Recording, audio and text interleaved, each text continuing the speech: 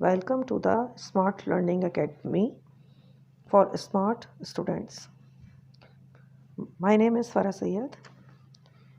आज मैं आपको प्रीसी राइटिंग एंड कंपोजिशन से रिलेटेड एक टॉपिक पढ़ाना चाहूँगी जो कि बहुत इम्पॉर्टेंट है. और जब हम सेंटेंसेस को करेक्ट करते हैं या मुख्तलिफ़ टाइप की ग्रामर में इसका यूसेज करते हैं तो हमें ये रूल मालूम होना चाहिए.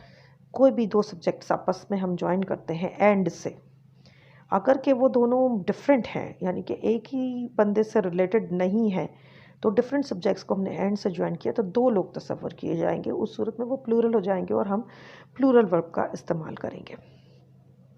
जैसे Sara and Saba are going for a walk. तो सारा एंड सबा क्योंकि दोनों जो है अलग अलग लोग हैं और वो प्लूरल तस्वर किए जाएंगे तो हम प्लूरल वर्ब का इस्तेमाल करेंगे.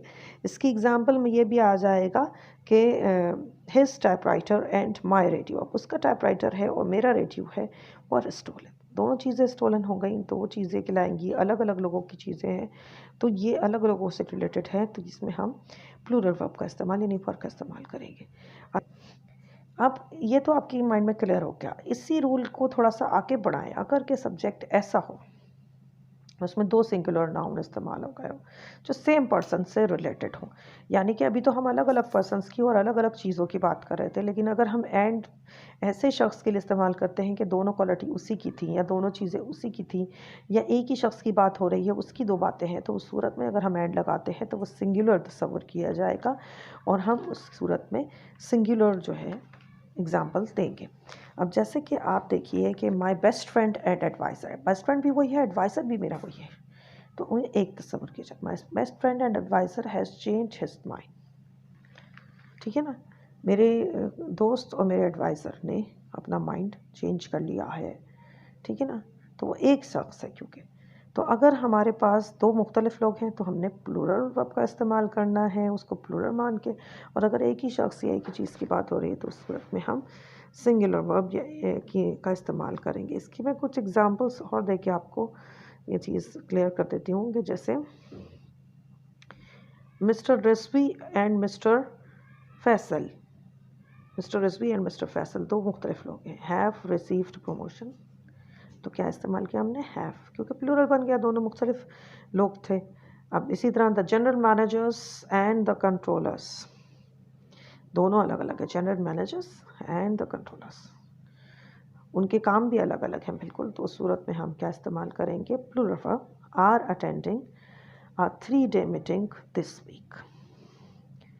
The general managers and the controllers are attending a 3-day meeting this week. इसके अलावा अब ये तो आपकी समझ आ गया कि हमने जब भी यूज़ किए दो डिफरेंट सब्जेक्ट्स तो उस सूरत में दो डिफरेंट नाउन तो हमने एंड इस्तेमाल किया है. अगर तो प्लूरल तस्वुर किया गया हमने प्लूरल. अब वो जो एग्जांपल मैं आपको दूंगी जो मैंने आपको दूसरी बात इस रूल से रिलेटेड बताई थी कि अगर एक ही डिश या एक ही चीज़ के बारे में हमने एंड लगा के इस्तेमाल किया है तो वो सिंगुलर होगी और उसमें सिंगुलर वर्ब होगा. Our mother and teacher is Uzma. तो ये भी एक ही पर्सन की बात. उज़्मा जो है वही टीचर भी हैं वही मदर भी.